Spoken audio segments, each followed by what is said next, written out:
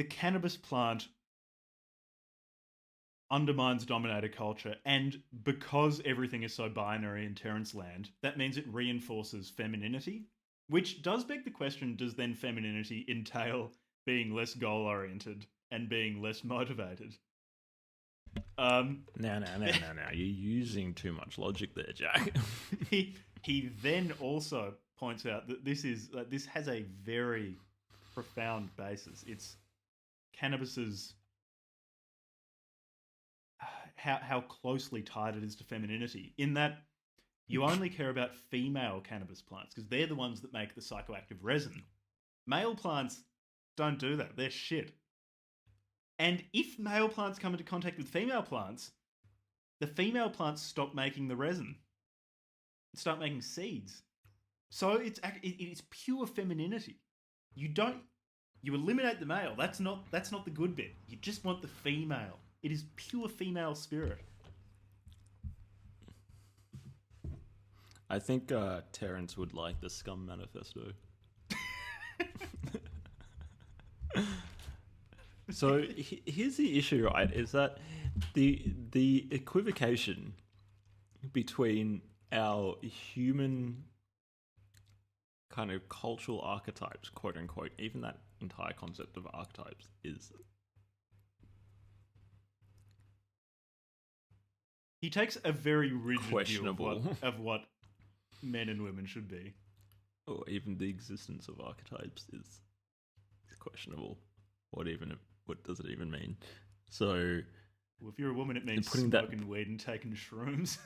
That's the most thing you can do. And chatting with your girls and having orgies.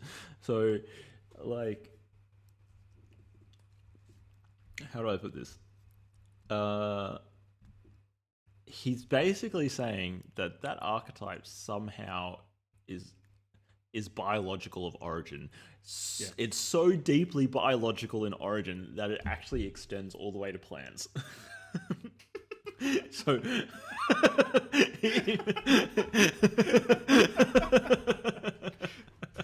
for someone who states that they want to undermine gender stereotypes, he really tries his hardest to reinforce them in a fairly non-traditional way, but he does tend to reinforce fairly traditional gender stereotypes. He's inventive with his gender stereotypes and with his I'll give him that. He thinks this goes so far back in the evolutionary tree. You have to go back to cannabis. The common ancestor between humans and cannabis plants must have had, therefore, a cultural archetype of the feminine and the masculine that conformed and that made the bodies of all the descendants of those two branches of the evolutionary tree conform to that archetype. I mean, it's amazing. I mean, the pictorial evidence seems incontrovertible. 3 billion. So we're talking, how long ago was that? Like 2 billion years ago, 3 billion years ago or something? The last common ancestor between plants and animals. It's deep. It's deep. You can't escape it. It's that deep.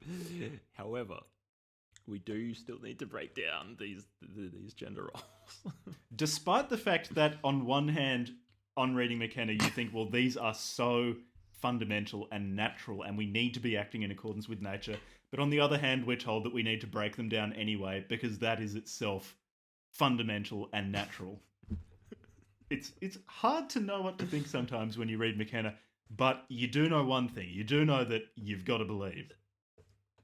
You do know that the pictorial evidence seems incontrovertible.